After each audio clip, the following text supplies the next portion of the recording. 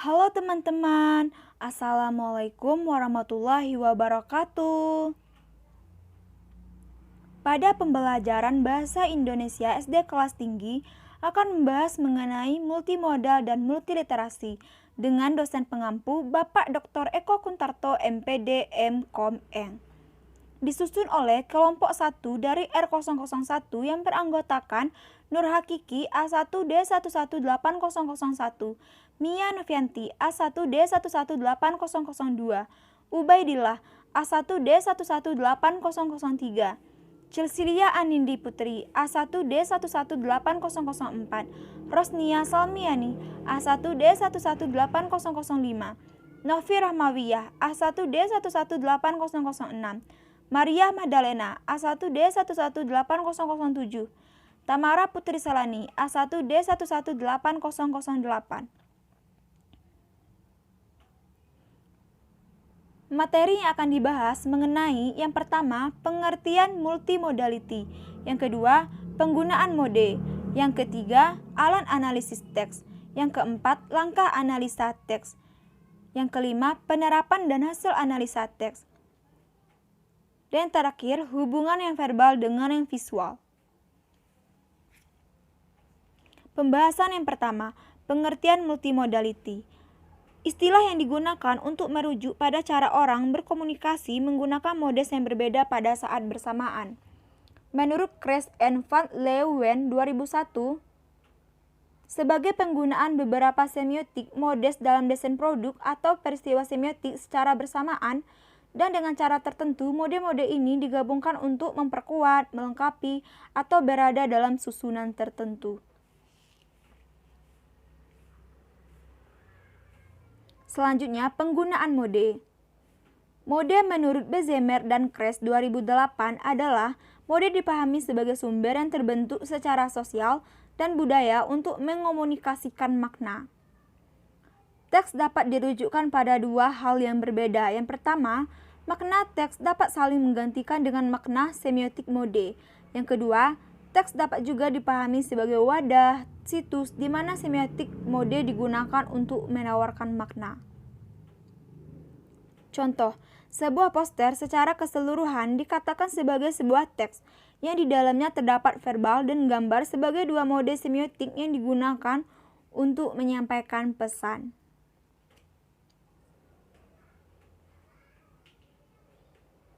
Selanjutnya, alat analisis teks. Alat analisis teks multimodal khususnya yang menggabungkan verbal dan visual. Kress dan van Leeuwen 1996 menawarkan apa yang dianggap sebagai tata bahasa gambar, mengembangkan lebih jauh pemikiran para pendahulunya. Di antaranya, pemikiran Arnhem 1969, mereka menganggap tata bahasa gambar menggunakan perspektif bahasa.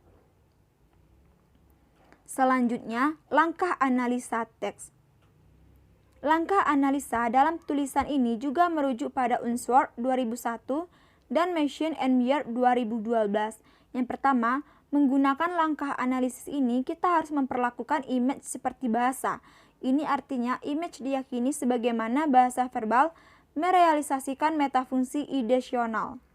Yang kedua, direalisasikan oleh image adalah interpersonal. Ketika menganalisis image, kita melihat secara kritis bagaimana hubungan yang tercipta dan dimiliki antara pembuat yang melihat dan objek yang ada dalam gambar. Yang ketiga, ini menggambarkan tuntutan atau tawaran jarak sosial, intim, dekat, jauh, atau publik, kuasa serta sikap yang dimiliki oleh objek terhadap yang melihat dan sebaliknya. Selanjutnya, penerapan dan hasil analisa teks. Dari sudut pandang hubungan verbal dan visual dalam kedua gambar tersebut, teks verbal dalam bentuk speech balloon.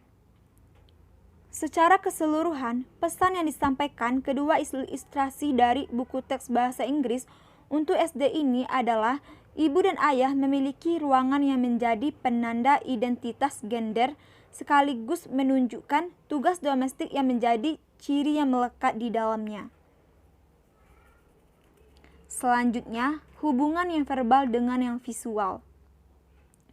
Menurut Royce 2002, visual dan verbal yang digunakan sebagai mode untuk menyampaikan pesan dalam sebuah teks memiliki intersemiotic relationship, hubungan antar mode semiotik yang beragam. Sedangkan menurut Martinez dan Solvay 2005, menawarkan sebuah sistem untuk melihat hubungan antara visual dan verbal dalam sebuah teks multimoda. Selanjutnya, materi pentingnya penggunaan pendekatan multimodal dalam pembelajaran yang meliputi yang pertama, konsep pendekatan multimodal, yang kedua, pendekatan multimodal dan visualisasi, dan yang ketiga, implementasi pendekatan multimodal. Pembahasan yang pertama, konsep pendekatan multimodal. Salah satu kunci bagi pendekatan multimodal adalah dengan memvisualisasikan teks. Visualisasi saat membaca adalah strategi yang efektif untuk meningkatkan pemahaman teks. Yang kedua, pendekatan multimodal dan visualisasi. Menurut Rapp dan Kirby 2008, dikotomi kunci dapat diidentifikasi saat mengklasifikasikan visualisasi sebagai strategi untuk membangun representasi nonverbal dari teks, visualisasi internal dan eksternal. Sedangkan menurut Sinar 2012 menjelaskan bahwa interaksi verbal dan visual terdiri atas sumber daya teks, termasuk aspek ujaran seperti intonasi dan karakter vokal lainnya, serta aksi semiotik seperti gestur dan proximics, ekspresi wajah atau muka, gerakan tubuh dan postur, isyarat, kontak mata, sentuhan, jarak, suara, dan juga produk teknologi seperti ukiran, lukisan, tulisan, arsitektur, imaji, dan rekaman suara, interaksi suara seperti digital media, hardware, dan software.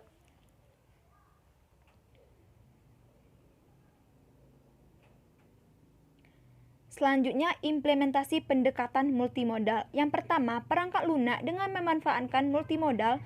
Untuk tujuan ini, perangkat lunak mengalami penyederhanaan teknis dan penyesuaian operasional dilakukan agar siswa sekolah dasar dapat mengakses dan menggunakan perangkat lunak. Yang kedua, penggunaan permainan bahasa multimodal yang inovatif mewujudkan lingkungan belajar yang otentik untuk pelatihan komunikasi lisan dalam bahasa asing, sebuah petualangan virtual yang disebut Berlin Kompas. Selanjutnya, materi multimodal dan multiliterasi yang meliputi pengertian model pembelajaran multiliterasi. Yang kedua, tujuan model multiliterasi. Yang ketiga, karakteristik model multiliterasi. Yang keempat, sintaks model multiliterasi investigasi. Dan yang terakhir, langkah-langkah pelaksanaan model multiliterasi investigasi. Pembahasan yang pertama, pengertian model pembelajaran multiliterasi. Yang pertama, satu desain pembelajaran yang digunakan dalam konteks kurikulum 2013. Yang kedua, dirancang untuk menjawab kebutuhan keterampilan yang diperlukan di abad 21. Yang ketiga, menghubungkan 4 keterampilan multiliterasi dengan 10 kompetensi belajar secara khusus abad ke-21. Dan yang terakhir, melibatkan banyak model dan strategi belajar sehingga senantiasa melibatkan siswa untuk aktif. Selanjutnya, tujuan model multiliterasi. Menurut Abidin, model pembelajaran multiliterasi memiliki 3 tujuan, yaitu yang pertama, kepemilikan atas dan peningkatan keterampilan belajar abad ke-21. Yang kedua, pemahaman yang mendalam terhadap berbagai konsep, proses, dan sikap ilmiah disiplin ilmu yang sedang dipelajari. Dan yang ketiga, peningkatan dan pengembangan keterampilan multiliterasi dan karakter siswa. Selanjutnya, karakteristik model multiliterasi. Yang pertama, menghubungkan materi yang dipelajari dengan apa yang telah siswa ketahui. Yang kedua, pembelajaran menghubungkan materi yang dipelajari dengan kehidupan nyata dan isu-isu kontemporer. Yang ketiga, melibatkan siswa untuk terlibat aktif dalam mengajukan pertanyaan dan membuat simpulan sendiri. Yang keempat, menggunakan kerja kolaboratif dalam mengkonstruksi makna dan sudut pandang atas materi yang sedang dipelajari. Dan yang terakhir, melibatkan berbagai ragam belajar sebagai sarana mengkonstruksi pemahaman baru dan melibatkan banyak strategi. Yang selanjutnya, sintaks model multiliterasi investigasi. Menurut Bidin, merumuskan sintaks model multiliterasi investigasi terdiri dari 8 tahapan. Yang pertama, menetapkan fokus pencaharian. Yang kedua, menetapkan lokasi pencaharian. Yang ketiga, menentukan tujuan. Yang keempat, melaksanakan pengumpulan data. Yang kelima, mencatat data. Yang keenam, menganalisis data. Yang ketujuh, membuat kesimpulan. Dan yang kedelapan, memproduksi laporan. Selanjutnya, langkah-langkah pelaksanaan model multiliterasi investigasi. Menurut Sofyan, langkah-langkah yang harus dilakukan guru untuk mengaplikasikan model multiliterasi investigasi dalam proses pembelajaran yang melibatkan dirinya adalah sebagai berikut. Yang pertama, siswa menentukan fokus pengamatan berdasarkan tema yang telah ditentukan. Yang kedua, siswa menentukan maksud dan tujuan pengamatan. Yang ketiga, siswa membuat kerangka laporan. Yang keempat, mengumpulkan dan mencatat data. Yang kelima, analisis dan sintesis. Yang keenam, membuat kesimpulan. Yang ketujuh, merevisi dan mengedit draft laporan pengamatan. Yang kedelapan, menyiapkan laporan akhir. Dan yang kesembilan, mempresentasikan laporan akhir. Selanjutnya, rasa ingin tahu. Faktor-faktor yang mempengaruhi sikap rasa ingin tahu yaitu yang pertama, faktor lingkungan yang ada di rumah. Yang kedua, faktor lingkungan sekolah. Dan yang ketiga, faktor lingkungan masyarakat.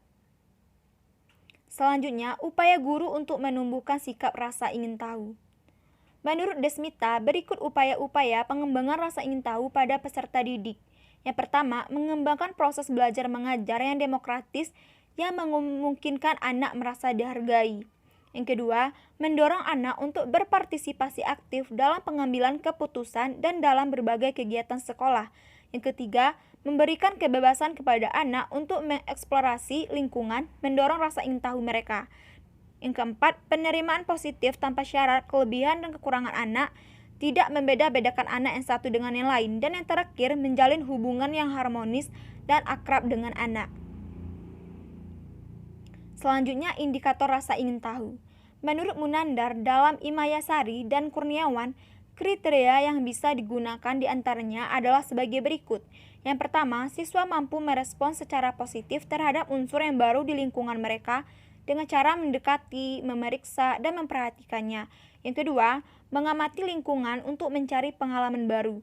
Yang ketiga, penuh perhatian terhadap rangsangan yang ada. Yang keempat, selalu banyak bertanya. Yang kelima, menunjukkan keterampilan menyimak, berbicara, membaca, dan menulis. Yang keenam, tidak menerima sesuatu pembelajaran sebagai sesuatu yang membosankan. Dan yang ketujuh, terlihat dan memahami ketika dalam pembelajaran merasakan menyenangkan. Selanjutnya, hasil belajar. Tujuan penilaian hasil belajar. Yang pertama, untuk memantau kemajuan siswa dalam belajar. Yang kedua, mengetahui tingkat penguasaan siswa dalam menguasai materi. Yang ketiga, menetapkan nilai ketuntasan maksimum. Yang keempat, menetapkan program perbaikan atau pengayaan apabila penguasaan kompetensi tidak mencapai nilai maksimum. Dan yang terakhir, untuk memperbaiki proses pembelajaran. Selanjutnya, macam-macam penilaian hasil belajar. Macam-macam hasil belajar menurut Ahmad Susanto meliputi yang pertama, pemahaman konsep atau aspek kognitif. Yang kedua, keterampilan proses atau aspek psikomotorik. Dan yang ketiga, sikap atau aspek afektif. Selanjutnya, jenis-jenis penilaian hasil belajar. Sujana membagi jenis penilaian hasil belajar sebagai berikut. Yang pertama, penilaian formatif. Yang kedua, penilaian sumatif. Yang ketiga, penilaian diagnostik. Yang keempat, penilaian selektif. Dan yang kelima, penilaian penempatan. Selanjutnya, penilaian hasil belajar di sekolah dasar. Penilaian hasil belajar peserta didik pada jenjang pendidikan dasar dan pendidikan menengah didasarkan pada prinsip-prinsip dalam Permendikbud nomor 53 tahun 2015 pasal 4 sebagai berikut. Yang pertama, sahih. Yang kedua, objektif. Yang ketiga, adil. Yang keempat, terpadu. Yang kelima, terbuka. Yang keenam, menyeluruh dan berkesinambungan. Yang ketujuh, sistematis. Yang kedelapan, beracuan kriteria. Dan yang kesembilan, akuntabel. Selanjutnya, penentuan kriteria ketuntasan minimal atau KKM. KKM menurut BIMTEK Departemen Pendidikan Nasional tahun 2009 ditetapkan oleh sekolah pada awal tahun pelajaran dengan memperhatikan yang pertama intake, yang kedua kompleksitas, dan yang ketiga kemampuan daya pendukung. Selanjutnya format penilaian KKM. Selanjutnya menafsirkan kriteria menjadi nilai. Jika indikator memiliki kriteria kompleksitas rendah, daya dukung tinggi, dan intake peserta didik sedang, nilainya adalah 3 ditambah 3 ditambah 2 dibagi 9 dikali 100 dan hasilnya 89.